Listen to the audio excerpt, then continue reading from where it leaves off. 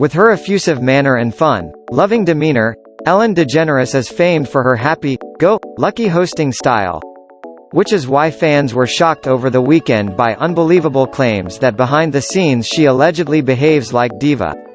From apparently having 50-item-long riders to insisting her staff chew gum before talking to her, apparent former employees of the chat show host shared their stories on Twitter after comedian Kevin Porter promised to donate $2 to Los Angeles Food Bank for each one.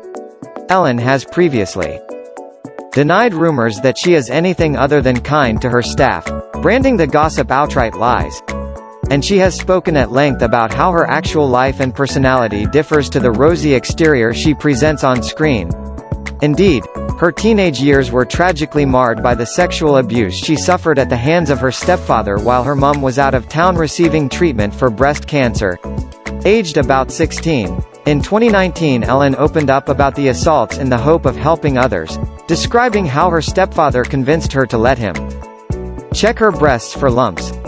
He told me he'd felt lump in my mother's breast and needed to feel my breasts because he didn't want to upset her, but he needed to feel mine. She told David Letterman's Netflix show, "My next guest needs no introduction."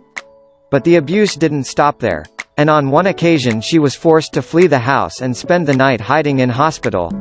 He tried to break my door down, and kicked the window out and ran because knew it was going to go more to something, she said. And didn't want to tell my mother, because was protecting her and knew that that would ruin her happiness. When Ellen finally confided in her mother Betty, she didn't believe her and stayed married to the stepfather who died in 2018 for another 18 years. It was only when his story kept changing that she realized he had lied, and last year she made public apology to her daughter, admitting she has to live with that regret. In statement to NBC News, Betty said, "I know now that one of the hardest things to do is speak up after being sexually abused. Love my daughter, and wish had the capacity to listen to her when she told me what happened." Meanwhile, Ellen's relationship with her Christian Scientist father Elliot faltered when she came out as gay aged 19 and he asked her to move out of the house he shared with his wife and their 2 young daughters. "My stepmom had 2 little girls that they worried that it would influence them," Ellen once told Oprah Winfrey. "It really hurt. Loved them. But understood it. Understand people not understanding. I'm fine with that. Can't change anyone's mind." By then struggling stand-up comedian, she moved to New Orleans and fell in love with poet and bar manager Kat Perkoff. But Kat died in 1980 when her car hit tree as she drove home from concert following reported row with Ellen, leaving the 22-year-old devastated. They were 2 very creative people, crazy and young and very much in love, her sister Rachel Perkoff told People in 1997. "She told me she was on the interstate the day before she drove by the accident but she didn't know who it was. When she found out, you can imagine how shocked she was." The tragedy did, however, inspire Ellen's phone call to God routine that finally got her noticed and earned her Showtime's Funniest Person in America award in 1982. A move to Los Angeles followed, and in 1997 she broke boundaries by coming out as gay both to Time magazine and in character on The Ellen Show. She also went public with new girlfriend, actress Anne Heche, who would go on to break her heart when she walked out 3.5 years later.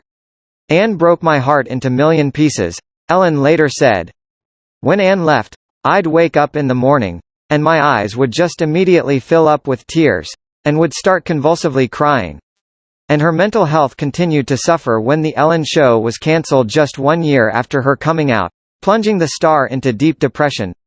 Unemployed and feeling like pariah, her confidence plummeted and she isolated herself from those who loved her, crawling into dark hole. Eventually she moved out of LA, started seeing therapists and taking anti-depressants, and the black cloud lifted. In 2003 she landed her award, winning Ellen DeGeneres Show, and months later fell in love with Portia de Rossi.